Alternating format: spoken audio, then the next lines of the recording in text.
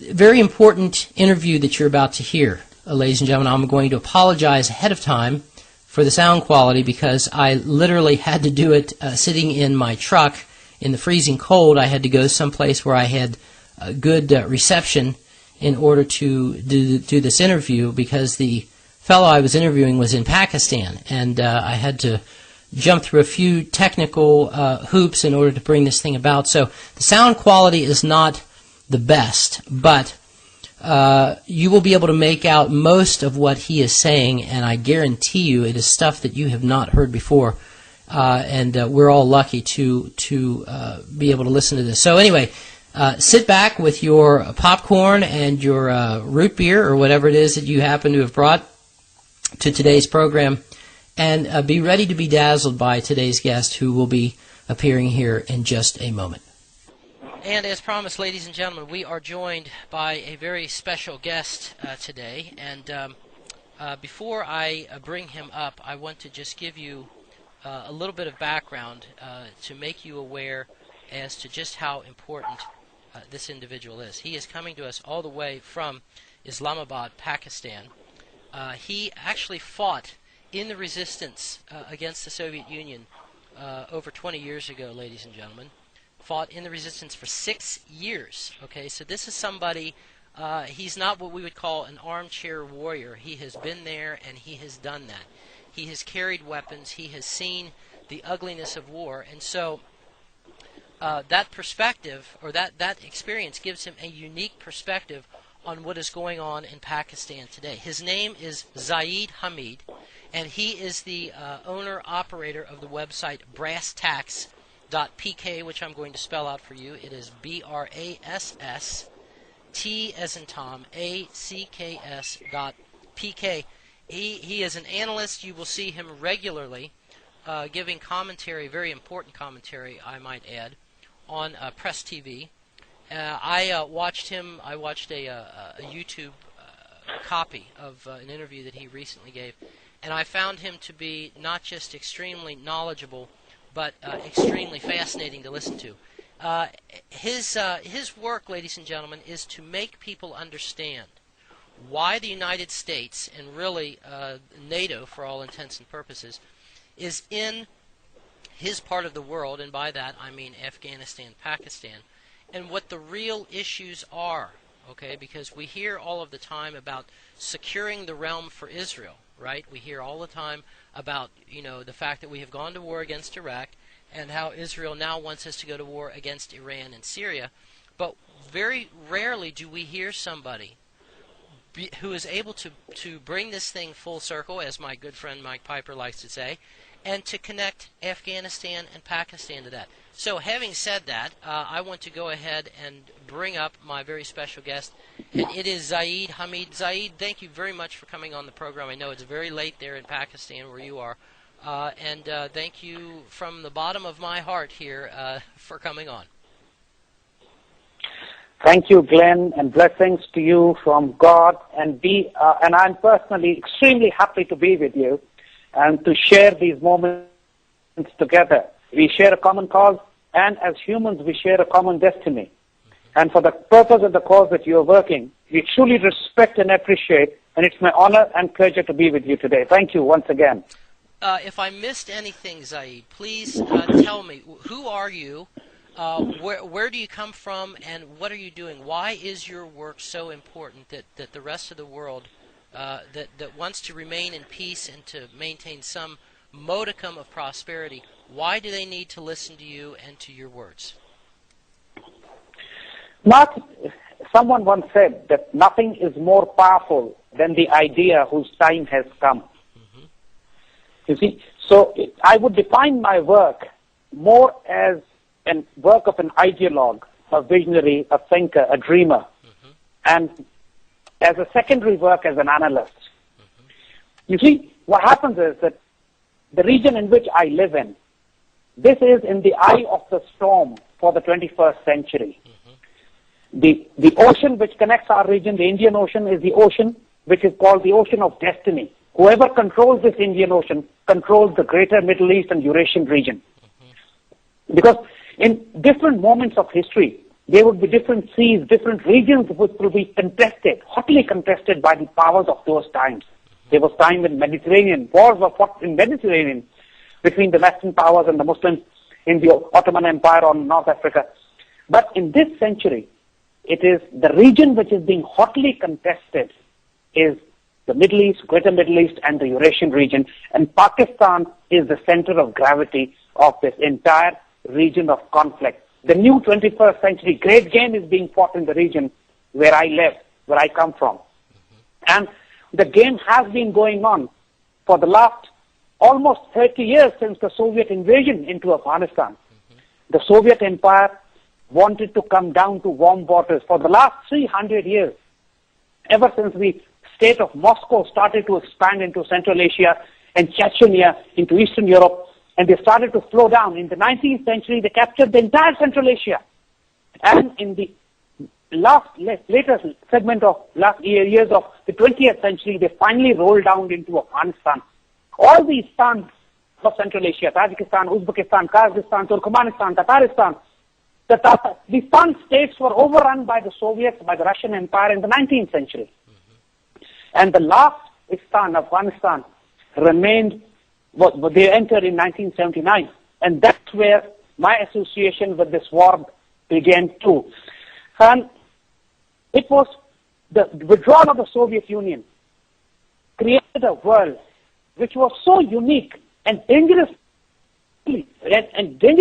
polar and unipolar that we knew that if the 21st century is going to bring in more wars, not peace in this world.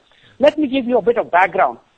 You see, we have to go back slightly to see the larger picture. Whatever is happening in this region has got a history of at least 100 years. And it was the First World War.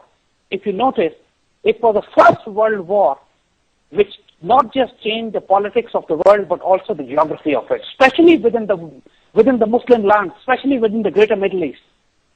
The Ottoman Empire was one Muslim empire before the First World War, but it was broken down and almost 50 Muslim countries were created. All the maps that you see in the Middle East today, they were drawn after the First World War. These countries, Saudi Arabia, Iraq, Jordan, they never existed before the First World War.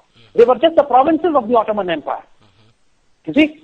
So, not just that they divided the Muslim lands, they also polarized the world into two political blocs, communism and capitalism. And they also divided the world into two political ideologies, dictatorships and democracies. But if you see in reality, behind all this facade of democracy and dictatorship, capitalism and communism, they were the Western Zionist bankers. Both these political ideologies or these military or economic systems basically use the same international monetary institutions, paper currency, dollar, and the same world institutions of World Bank and IMF. In reality, the law. But about 200 years ago, I think Rothschild had said this: "Give me the power to control the money supply of any nation, and I don't care who makes the laws." Exactly. Yes.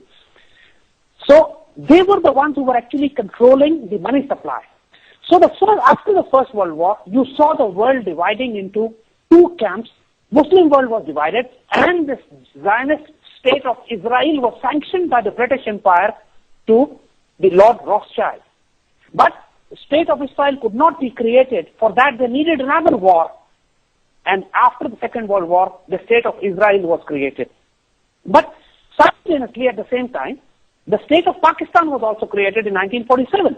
So Pakistan and Israel were almost, this is amazing, because this is the most intense part of it.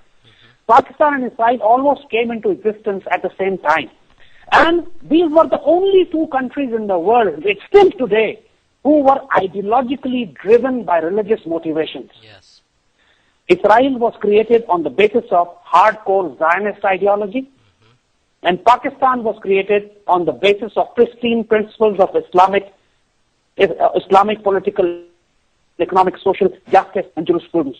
So Pakistan was an ideological Islamic state, and Israel was an ideological Zionist state, and that is why the founding fathers of Israel, David Ben-Gurion, immediately after the creation of Pakistan, had given a statement that Israel state have to fear Pakistan all times.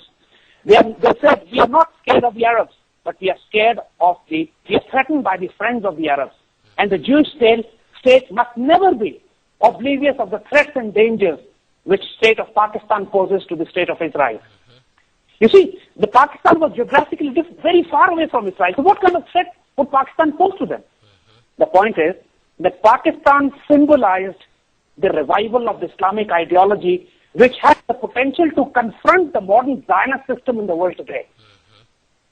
Islam as an ideology was on the rise. The creation of Pakistan was a brilliant symbol that a new Islamic ideology to compete with capitalism and communism, to compete with democracies and dictatorships, that was emerging. And that's what, you see, even the WikiLeaks, the recent WikiLeaks that have just come out, despite the fact that these are Mossad operations, still few things have come out. For example, one reference to the Israeli defense minister has come out in which he says that Pakistan is the biggest nightmare for the Israelis. So, and if you know that Pakistan, as the nightmare for the Israelis would have it, rose to become an Islamic nuclear power also. You see? And this is the biggest nightmare which the Zionists could have in the world, a Muslim country with a powerful ideology and also having nuclear weapons. Now that's a nightmare. So, after the Soviet adventures in 1992, and finally the communist regime fell, and the Soviet Union withdrew earlier in 1988, the Soviet Union as an empire disintegrated. And what happened was that the Americans at that time found a power vacuum that they started to expand in every region which were evacuated by the Soviet Union. You remember the time, it was in those times the Berlin Wall fell. It was in those times that Central Asia was liberated. It was during this time that so many Latvian states in the Baltic Sea region started to declare independence. So it was during this time that it was decided by the Americans that in the Eastern Europe, or Central Europe, there was one large country called Yugoslavia. And that Yugoslavia was the last European country which was allied with the Soviets, with the Russians. So it was decided that Yugoslavia should be dismembered into smaller states. And that's what we call here in Pakistan the deployment of the Yugoslavia doctrine. These are not conspiracy theories I'm talking about. Everything I'm saying is verifiable, hard fact on ground, and I'm taking you from known to unknown. So, no, you're doing fine. Yugoslavia was a country. And what the Americans deployed against Yugoslavia was, it is called the fourth generation war. The first generation war was the First World War, where you fight in the trenches. The second generation war was the Second World War, where you fight a positional mobile warfare using aircraft and aircraft carriers and the mobile artillery and infantry. The third generation war was the nuclear Cold War, which you call the detente between the Americans and the Soviets on the nuclear exchange. But once the Soviet Union was taken out, the fourth you didn't have to fight high intensity wars, you didn't have to fight nuclear wars, so you went for a new doctrine called the fourth generation war.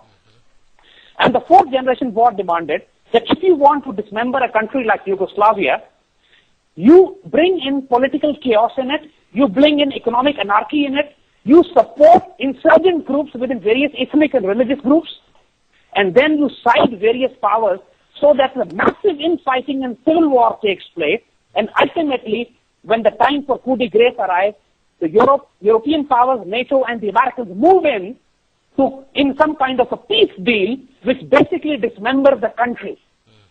And this is exactly what you saw happen in Yugoslavia. Yugoslavia was dismembered into 5-6 countries. It does not exist on the map anymore. Our children don't even hear this name Yugoslavia, because it was up till in the early 90s, not very long ago, it was the 5th largest army, the most powerful country in the world. What happened to it?